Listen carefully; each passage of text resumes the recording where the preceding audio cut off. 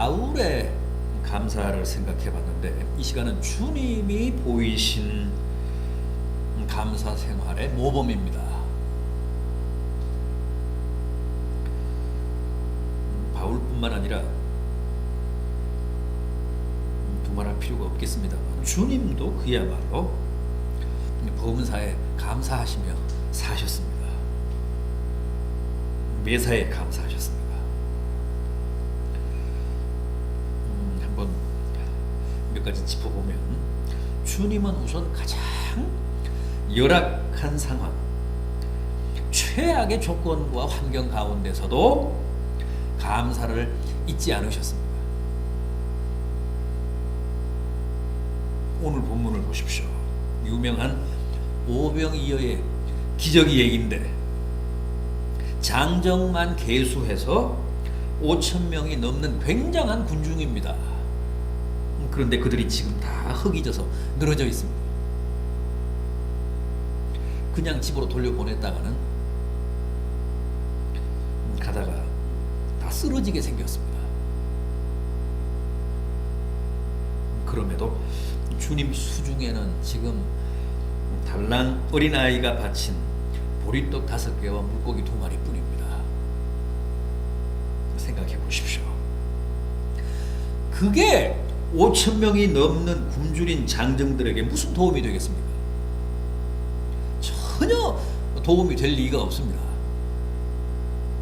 얼마나 한심하고 황당합니까? 굶주려서 지금 뭔가 요기를 해야 될 군중은 장정만 계수해서 5,000명이 넘는데, 그들을 먹이겠다고 주님이 지금 가지고 계신 먹을 것은 보리떡 5개와 물고기 2마리밖에 없습니다. 어이가 없어서 한숨밖에는 더 나올 게 없을 것 같은데, 주님 보십시오. 어떻게 하셨다고요? 본문 11절을 보십시오. 예수께서 떡을 가져 축사하신 후에 앉아있는 자들에게 나누어 주시고, 물고기도 그렇게 하셨다.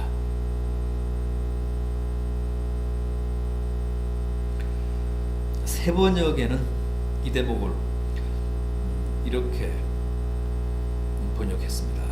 예수께서 손에 빵을 드시고 감사의 기도를 올리신 다음 거기 앉아있는 사람들에게 나누어 주셨다. 여기 11절에 예수께서 떡을 가져 축사하셨다. 이 축사가 감사의 기도라는 뜻입니다. 감사하실 게 따로 있지. 흙이 져 늘어진 사람은 지금 5,000명도 훨씬 더 되는데, 보리떡 5개와 물고기 2마리를 가지고 하나님께 감사하셨다고 합니다.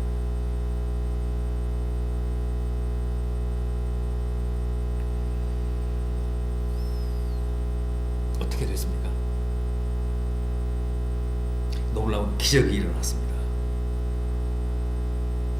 그 많은 사람이 오병이어로 다 배불리 먹고도 12광줄이나 남았다고 합니다.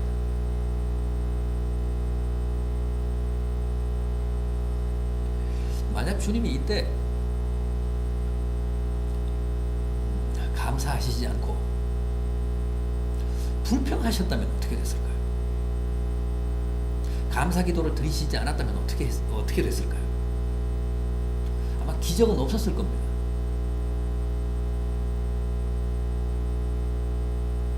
감사는 언제나 이렇게 기적을 부릅니다.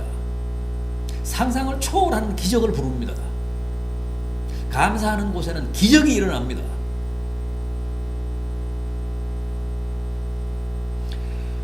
정말 주님은 우리가 작은 촛불을 감사하며, 호롱불을 감사하면 별빛을 주십니다. 별빛을 감사하면 달빛을 주십니다. 달빛을 감사하면 햇빛을 주십니다. 감사는 기적을 부릅니다. 기적을 낳습니다. 어린아이 한 끼분 도시락을 감사하면 5,000명이 넘는 사람들이 배불리 먹고도 12광줄이나 남는 기적을 하나님이 베푸십니다. 주님께는 그런 믿음이 있었습니다. 그런 확신이 있었습니다. 그래서 장난치신 게 아니라 그 오병이어를 받아들고 굶주린 5,000명을 앞에 놓고 하늘을 우러러 진지하게 정색하며 감사 기도를 드린 것. 그리고 그 기대에 부응해서 놀라운 기적이 일어났습니다. 여러분, 힘들고 어려운 처지에서도 감사를 잊지 마시기 바랍니다. 감사하시기 바랍니다. 짜증이나 비관이 아니라 진심으로 하나님께 축사하시면, 감사하시면 거기에 주님이 반드시 기적을 나타내십니다.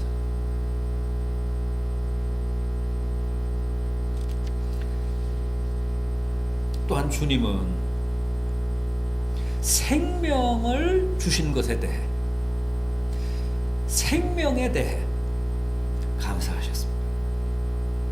이 요한복음 11장 41절을 보면 벌써 죽은 지 나흘이나 지난 나사로의 무덤 앞에서 주님이 하늘을 우러러 기도하시는 장면이 나옵니다. 눈을 들어 하늘을 우러러 보시고 가라사대, 아버지여, 내 말을 들으신 것을 감사하나이다.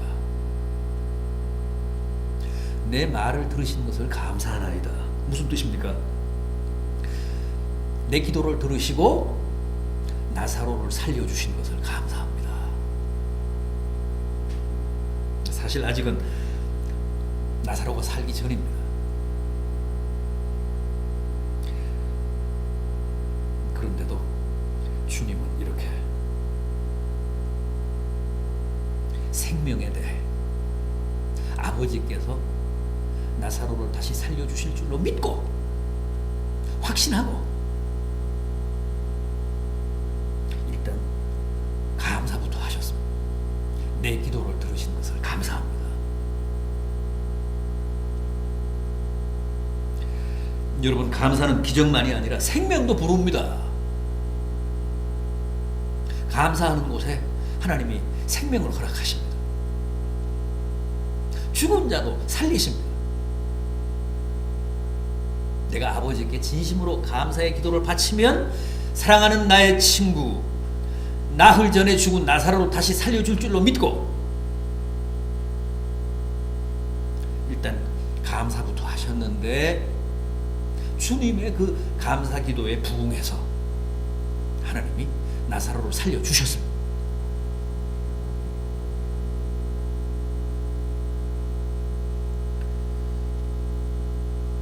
우리가 하나님께 감사해야 할 이유, 감사해야 할 조건은 참 많습니다. 그런데 특히 이 생명을 감사해야 합니다.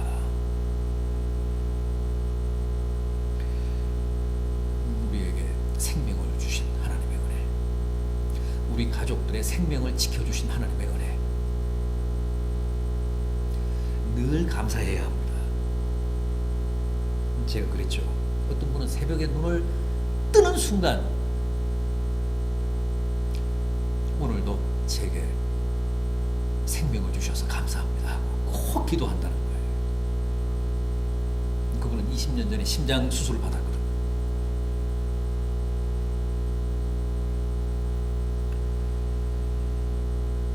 정말 하루하루가 주님의 은혜라는 사실을 실감하면서 진심으로 감사하니까 하나님이 그분을 아직도 살게 하십니다.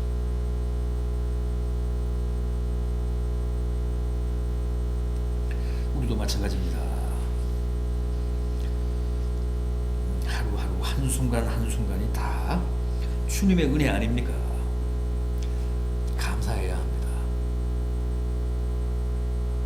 그럴 때 주님은 우리에게 더 풍성한 생명을 주시고 우리 가족들의 생명을 더욱 안전하게 지켜주십니다.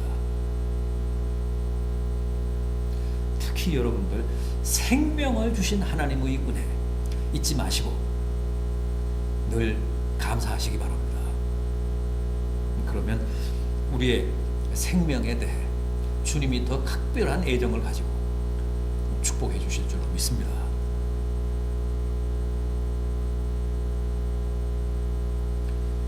뿐만 아닙니다. 주님은 자신이 남을 사랑할 수 있다는 사실에 대해 감사하셨습니다.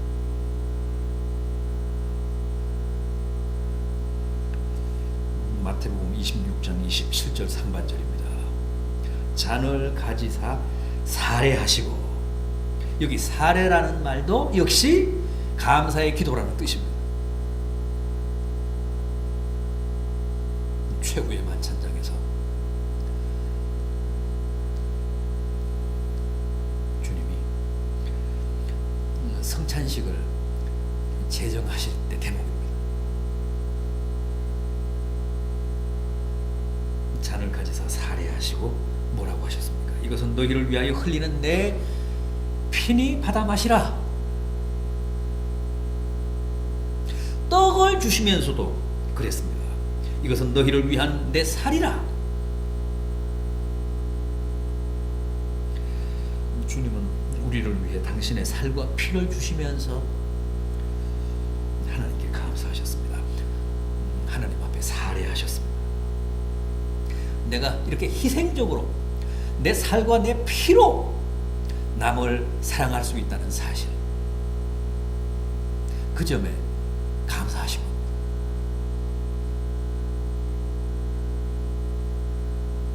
내가 남을 사랑할 뿐만 아니라 내 피를 바쳐서 내 살을 바쳐서 이렇게 희생적으로 사랑할 수 있다는 사실에 깊이 살해하셨습니다. 감사하셨습니다. 이게 정말 얼마나 감사한 일입니까? 우리가 사랑하며 살 수 있다는 것, 남을 위하며 살 수 있다는 것, 남을 위해 기도하며 살 수 있다는 것, 남을 위해 희생하며 살 수 있다는 것, 그것보다 더 아름다운 일은 없잖아요. 우리가 살아가면서 여러 가지 행위를 합니다만 남을 사랑하기 위해 희생을 내가 감수할 수 있다는 것, 얼마나 하나님이 보시기에 아름다운 모습입니까? 아무튼 주님은 이렇게 당신의 피를 바치고 살을 바치며 남을 사랑할 수 있다는 사실에 대해 진심으로 살해하셨습니다. 감사하셨습니다.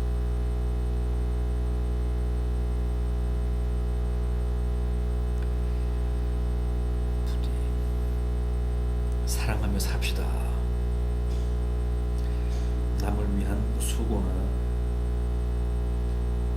희생에 대해 하나님께 진심으로 살해하며 삽시다. 주님은 그렇게 사셨습니다.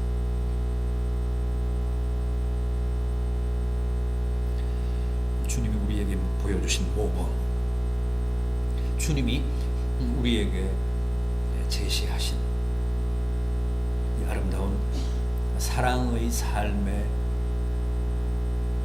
모범이 우리에게 큰 깨달음과 도전이 되기를 진심으로 기원합니다.